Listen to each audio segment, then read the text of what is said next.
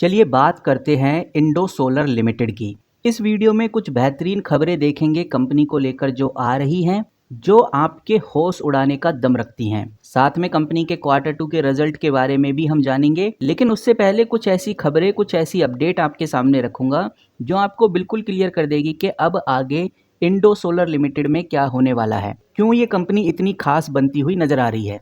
देखो, ये बात तो आज के टाइम पे किसी से नहीं छुपी कि वारी एनर्जी ने इंडो सोलर में मेजॉरिटी स्टेक ले लिए हैं, यानी कि ज़्यादा हिस्सेदारी ले ली है।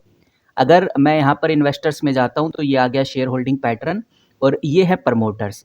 प्रमोटर्स कितने परसेंट हैं इस कंपनी में? 74.93% है। लेकिन जैसे ही मैं प्रमोटर वाला सेक्शन ओपन करता हूँ तो सबसे बड़ा जो प्रमोटर निकल के सामने आता है वो है वारी एनर्जी लिमिटेड। कितने परसेंट इन्वेस्टेड है? 74.93% इस कंपनी में इन्वेस्टेड है, और इसी वजह से वारी एनर्जी इस कंपनी का एक बड़ा प्रमोटर बन गया है। लेकिन यहाँ पर एक छोटी सी प्रॉब्लम आई है, एक ऐसी बात निकल के सामने आई है जो हमें पता होनी चाहिए, और ये बात सेबी के रूल में आती है, जिसको हम मिनिमम पब्लिक शेयर होल्डिंग बोलते हैं, यानी कि एमपीएस बोलते हैं। इसमें कंपनी को अपना एमपीएस मेंटेन करना होगा, यानी कि प्रमोटर्स के पास ज़्यादा से ज़्यादा किसी भी कंपनी के 75% तक ही शेयर्स हो सकते हैं।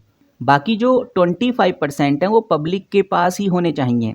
और इसी रूल को पूरा करने के लिए वारी एनर्जी ने ऑफर फॉर सेल, जिसको ओएफएस बोलते हैं, उसको लॉन्च किया था, जिसमें उन्होंने अपने कुछ शेयर्स को पब्लिक को बेच दिए थे। और अभी अगर आप देखेंगे तो आपको नज़र आएगा कि जो पब्लिक इस कंपनी में है वो लगभग 24.46% के आसपास इन्वेस्टेड है। और जब वारी एनर्जी ने ऑफर फॉर सेल निकाला था तो जो फ्लोर प्राइस था वो 500 रुपीज़ था, यानी ये मिनिमम प्राइस था, इससे नीचे शेयर नहीं बिकने वाला।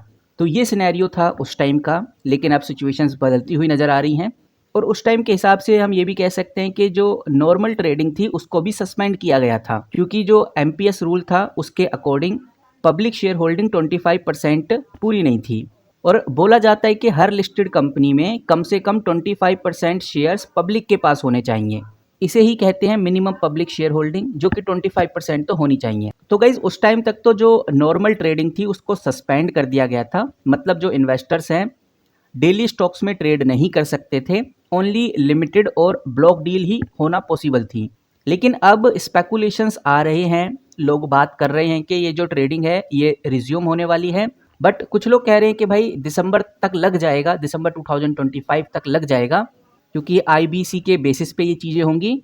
बट कुछ यहाँ पर ये भी कह रहे हैं कि भाई जनवरी तक भी ये बात जा सकती है, जब तक ये एमपीएस कंप्लीट ना हो जाए। बाकी इस कंपनी में सर्किट लिमिट भी लगी हुई है, यानी 5% से ऊपर ये कंपनी जा नहीं सकती। इसीलिए आप देखेंगे जो अपर सर्किट है वो 5% का लगा हुआ है, 5% से ऊपर नहीं जाएगी और 5% से नीचे भी नहीं जाएगी। लेकिन बहुत सारे इन्वेस्टर ये इंतजार कर रहे हैं कि 20% का सर्किट कब जाके अलाउ होगा, वो चीज़ हमें कब देखने को मिलेगी, कब ट्रेडिंग नॉर्मल होगी।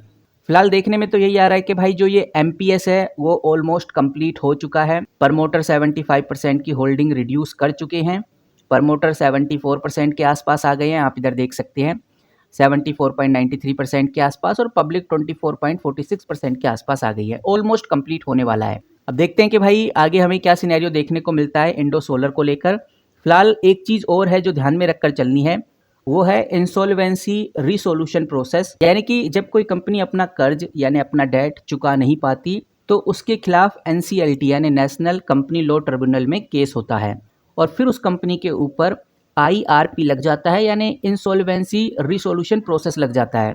और इसी के चलते हुए कुछ नए बायर्स को ढूंढा जाता है ताकि वो इस कंपनी को खरीद कर जो डेट है उसको चुका सकें। जो आईआरपी होता है, आईआरपी की स्टेज जो 1 होती है, इसमें आप ये समझ के चलिए कि कंपनी अभी भी इंसॉल्वेंसी प्रोसेस में ही है, और जो ट्रेडिंग है या जो बिजनेस है इसके ऊपर रेस्ट्रिक्शंस लगे हुए हैं। प्रमोटर्स के पास कोई भी कंट्रोल नहीं होता, इन्वेस्टर्स के लिए हाई रिस्क पीरियड होता है ये। कौन सा? आईआरपी स्टेज 1, ये चीज़ हमें ध्यान में रखकर चलनी है। लेकिन जैसे ही कंपनी आईआरपी स्टेज 0 पे आ जाती है तो इसका मतलब साफ है कि भाई कंपनी इंसॉल्वेंसी से ऑफिशियली बाहर हो गई है। अब कंपनी रिसोल्यूशन प्लान में आ गई है, नए ओनर्स आपको देखने को मिलेंगे, बहुत सारी चीज़ें अप्रूव हो गई हैं, कंपनी अब नॉर्मल बिजनेस कर सकती है, कंप्लाइंस में वापस कंपनी आ गई है, स्टॉक ट्रेडिंग फिर से चालू हो जाएगी। ये होता है स्टेज 0 पे। और इंडो सोलर के केस में अगर हम बात करें तो पहले ये जो कंपनी थी ये भी आईआरपी स्टेज 1 पे थी, लेकिन अब हमें देखने में आ रहा है कि ये कंपनी आईआरपी स्टेज 0 पे आ गई है। और जैसे ही कंपनी IRP स्टेज 0 पे आई है तो आप समझ के चलिए कि भाई कंपनी में अब तेज़ी आनी स्टार्ट हो जाएगी। अब फिर से इन्वेस्टर्स की लहर इस कंपनी में देखने को मिलेगी।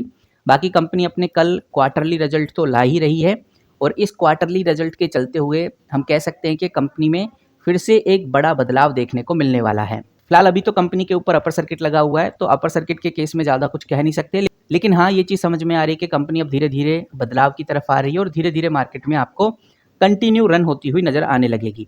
आप कैसे देख रहे हैं इस कंपनी को, कमेंट करके ज़रूर बताइए। बाकी मैं आ चुका हूँ मनी कंट्रोल प्रो पे। मैंने इधर इंडो सोलर लिमिटेड का स्टॉक खोला हुआ है।